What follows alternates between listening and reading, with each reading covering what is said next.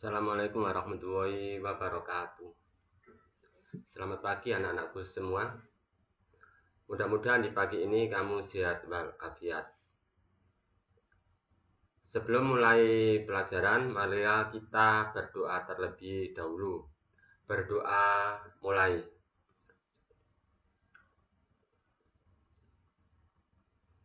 Selesai. Anak-anakku, pada pertemuan kali ini melanjutkan pelajaran minggu kemarin, yaitu masih bab ASEAN, tapi materinya interaksi antar negara ASEAN. Anak-anakku, pada pelajaran ini ada 4 yang harus kamu bisa. 1. Pengertian, faktor pendorong, faktor penghambat, kerjasama ASEAN. Yang kedua, bentuk-bentuk kerjasama. Yang ketiga, pengaruh kerjasama. Dan yang keempat, upaya meningkatkan kerjasama ASEAN. Marilah kita bahas satu persatu pengertian dan faktor-faktor pendorong dan penghambatnya.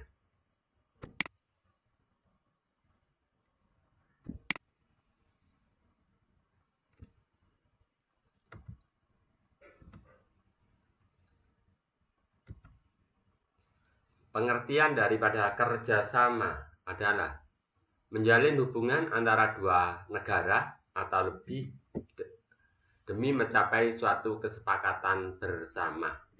Ini pengertiannya. Selanjutnya, faktor penghambat atau faktor pendorong dulu ya. Faktor pendorong kerjasama ada 2. 1. Persamaan dan perbedaan sumber daya alam.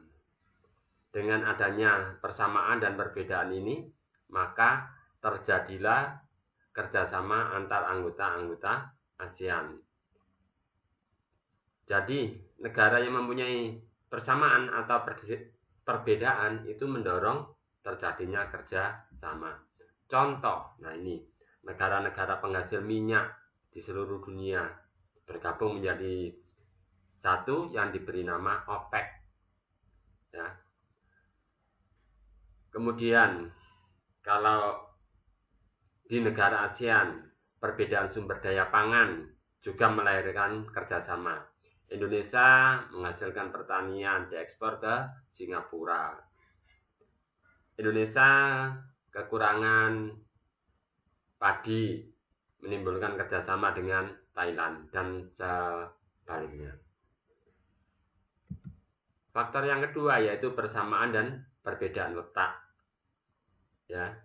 Nah, ini contoh negara ASEAN karena letaknya sama di benua Asia bagian tenggara, maka mendirikan organisasi ASEAN. Selanjutnya faktor penghambat. Perbedaan ideologi. Tiap negara ideologinya berbeda-beda. Ada yang Indonesia Pancasila, ada yang lain komunis dan sebagainya. Tapi untuk ASEAN ini faktanya tidak menghiraukan itu. Ya. Selanjutnya adalah konflik perang. Kalau perang pasti menghambat kerja sama. Ya. Di mana-mana kalau perang kan menghambat. Selanjutnya kebijakan protektif. Kebijakan protektif itu kebijaksanaan di mana negara ingin melindungi kepentingan dalam negeri, ingin melindungi produksi dalam negerinya, dan untuk meningkatkan daya saing. Kalau semua negara itu melakukan protektif, maka tidak akan terjadi kerja sama.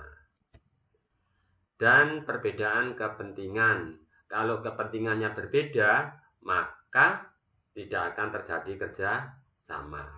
Faktor penghambatnya itu. Selanjutnya, bentuk-bentuk kerjasama ASEAN. Bentuk-bentuk kerjasama ASEAN. 1. Bidang sosial budaya.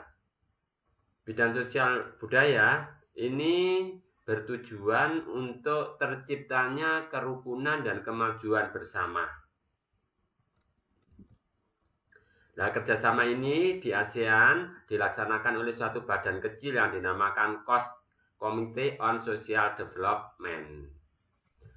Contohnya, nah ini bidang sosial, pertukaran budaya dan seni, festival film ASEAN, terus kesepakatan bersama tentang pariwisata, kemudian pesta olahraga SEA Games yang diadakan 2 tahun sekali.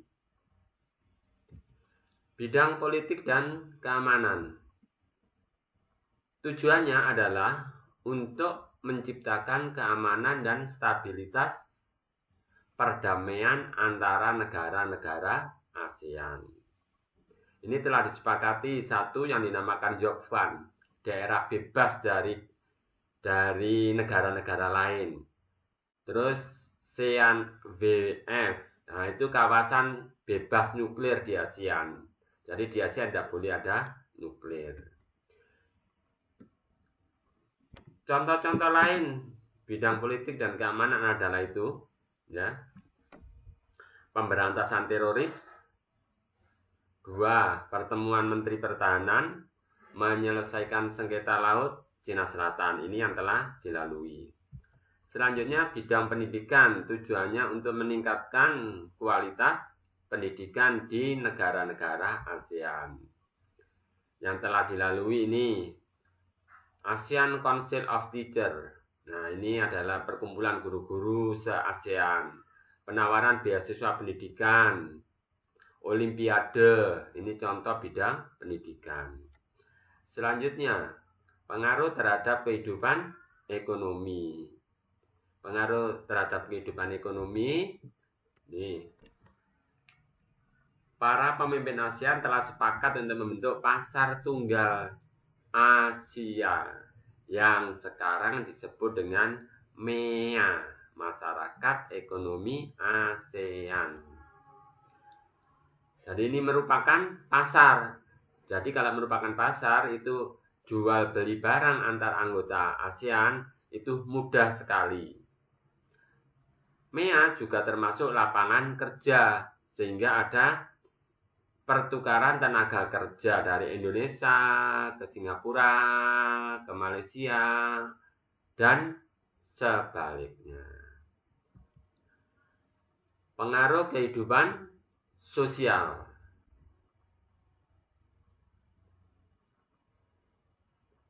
Nih, pada tahun 2015, ribuan pengungsi warga Myanmar membanjiri negara-negara kita, Malaysia, Thailand. Nah, bagaimana? Apa kita menerima? Karena kita telah bersepakat, maka ya kita terima. Kemudian manusia ini dinamakan manusia perahu. Ada gambarnya.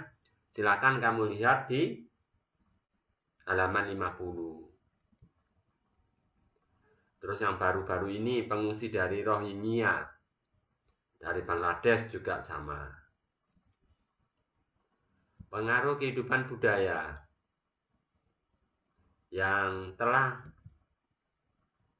ini ya sepakati. Festival Budaya ASEAN di Indonesia juga pernah digelar, ya. Tuh. Perkemahan budaya serumpun ASEAN, ya, bukan pramuka tapi budaya. Nah, terus yang ketiga, industri musik Indonesia yang ditonjolkan adalah ini, ciri khasnya adalah musik dangdut.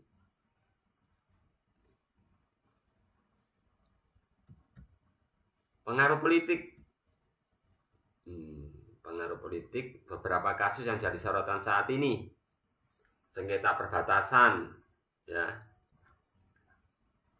Nah, ini ada kasus Natuna, kasus Sipadan dan Legitan, ya, Spartli dan lain-lain. Itu sengketa, ya, pengaruh dari politik, tapi diselesaikan dengan damai. Selanjutnya pekerja migran. Pekerja migran itu tenaga kerja orang asing di Indonesia dan orang Indonesia ke negara ASEAN lainnya, biasanya dengan biaya murah. Nah, itu ada penyelesaiannya. Demikian juga dengan perdagangan pekerja rumah tangga, pembantu rumah tangga kalau ada masalah, itu juga diselesaikan di politik ini. Pengaruh pendidikan.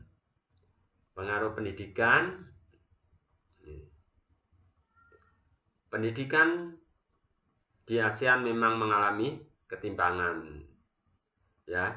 Nah, supaya bisa sama untuk meningkatkan pendidikan, maka dosen, guru itu diadakan sertifikasi, akreditasi sekolahnya, standarisasi pendidikan, dan lain-lain itu. Lanjut, upaya meningkatkan kerjasama ASEAN. Upaya meningkatkan kerjasama ASEAN melalui 3 pilar ASEAN. Apa saja 3 pilar ASEAN itu? Nah, itu bidang politik, keamanan, ekonomi, sosial, budaya. Untuk meningkatkan budaya, masyarakat ASEAN akan bersama-sama mengatasi berbagai tantangan bidang kependudukan, kemiskinan, ketenagakerjaan, dan meningkatkan kesejahteraan masyarakat. Ada caranya sendiri-sendiri. Pilar yang kedua, bidang politik dan keamanan. Ya, bidang politik dan keamanan. Yang penting itu Asia Tenggara aman, damai, makmur, dan mewariskan untuk generasi penerus. Sedangkan yang terakhir yaitu bidang ekonomi, ya, bidang ekonomi. Demikian ya untuk pertemuan kali ini.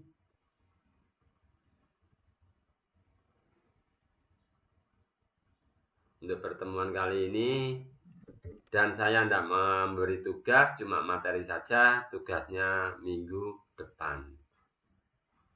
Wassalamualaikum warahmatullahi wabarakatuh.